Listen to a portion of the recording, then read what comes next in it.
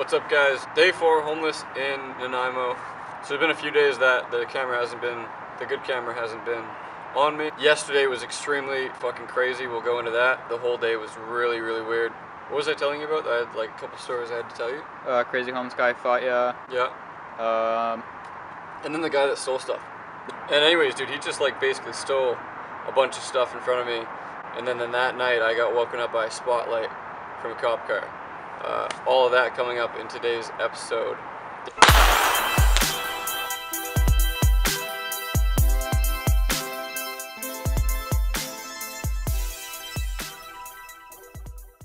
Alright, buddy, so we left off with you on Friday after 24 hours of being homeless.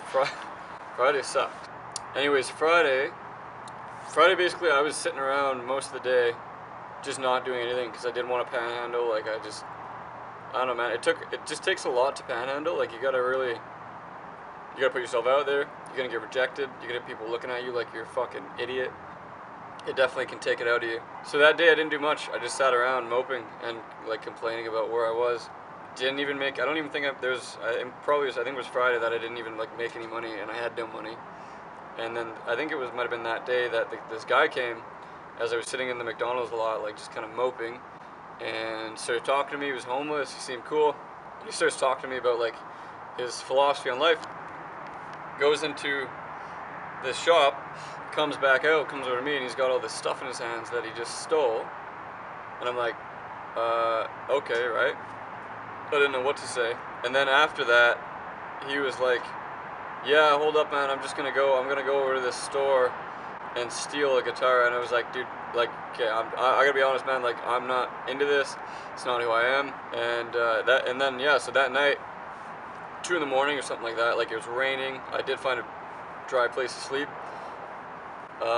This like fog light literally from across like a baseball diamond, blaring into where I'm sleeping. So I like peeked my head up, and sure enough, there's like this cop car sitting across the field, blaring it. I'm like, okay, do I run?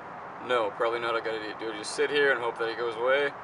So that's what I did, and luckily, like the cop just completely left. Breaking the timeline, let's talk about where you got that sandwich and that drink. Shout out. I gotta find out what they're called. It's the Laundromat in University Village, Nanaimo. Laundromat in University Village. By far, some of the kindest people that I've met on this whole adventure. I was late because I didn't check their hours to do laundry.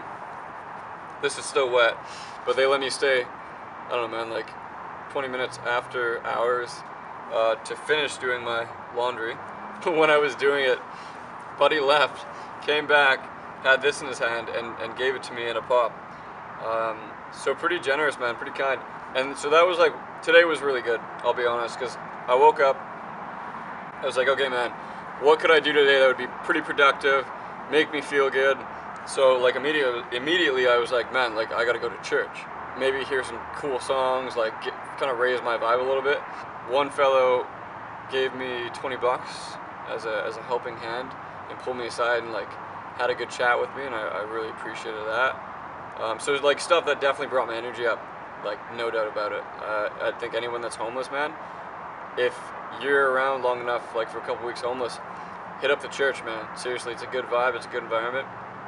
Even if you're not religious, they welcome everyone in. You don't have to, it's not like if you go in there, they're gonna be like, you are now a Christian and like you have to follow my rules. And I'm not trying to preach to you about church. I'm not overly religious, but you know, it definitely was a good environment and brought my mood up, as hopefully you guys can kind of tell. And then it was like a fluke coincidence that they were having like a guest speaker and a lunch. So I got to eat, like stocked up on a sandwich, like 2 sandwiches. Yeah, man, and food definitely helped with keeping my energy up for this whole day. Like good food. I've been eating Pop-Tarts for the past, like yesterday, right? The other thing was I had to get a blanket because it was too cold. It was like freezing. So I was in Walmart, and versus Panhandle, I kind of just like went into Walmart, grabbed what I needed, which would be like a blanket or let's say like a $2 worth of food. And then like I would ask people like, hey man, like I don't have any money, would you mind just get me $2 for like getting this food to get me by. And people were really like, it was almost every time, like the first time, that people would just be like, yeah, of course, man. I think because they see like it's actually for food. They know it's not going to drugs. They don't have to worry about it. So that was kind of a tactic I used to like get away from panhandling out in the street.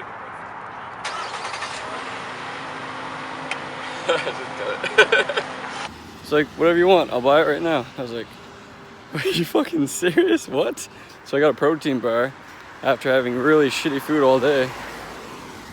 So things are looking up, boys. Things are looking up.